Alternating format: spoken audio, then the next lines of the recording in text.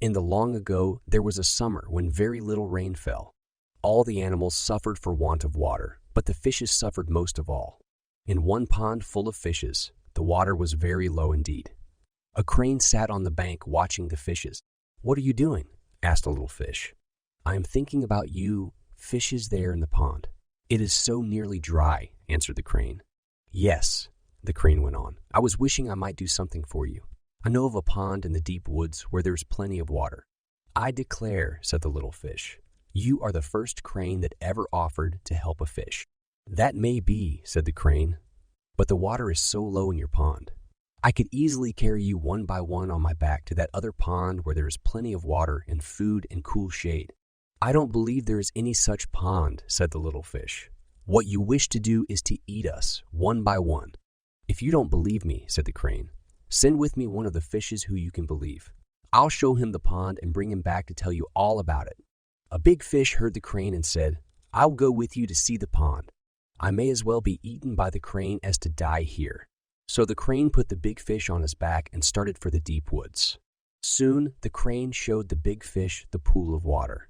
"See how cool and shady it is here," he said, "and how much larger the pond is and how full it is."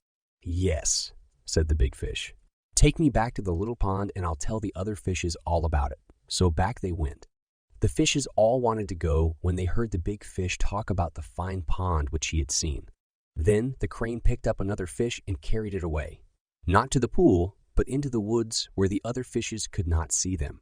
Then the crane put the fish down and ate it. The crane went back for another fish. He carried it to the same place in the woods and ate it too. This he did until he had eaten all the fishes in the pond. The next day, the crane went to the pond to see if he had left a fish. There was not one left, but there was a crab on the sand. "Little crab," said the crane, "would you let me take you to the fine pond in the deep woods where I took the fishes?" "But how could you carry me?" asked the crab. "Oh, easily," answered the crane. "I'll take you on my back as I did the fishes."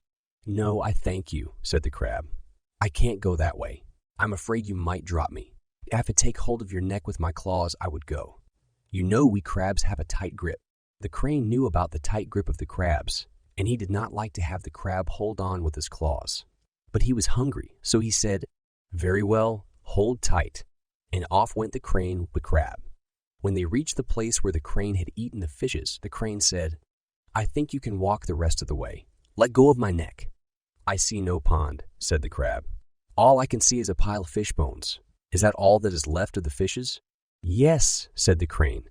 "And if you will let go of my neck, your shell will be all that will be left of you." And the crane put his head down near the ground so that the crab could get off easily. But the crab pinched the crane's neck so that his head fell off. "Not my shell, but your bones are left to dry with the bones of the fishes," said the crab. And so, with a twist of fate, the crane's cunning was defeated. Not by strength, but by wisdom and bravery. The once deceptive crane was reduced to a pile of bones, joining the remnants of the fishes it had devoured. So, what does this tale teach us? What wisdom can we glean from a simple story of a crab and a crane?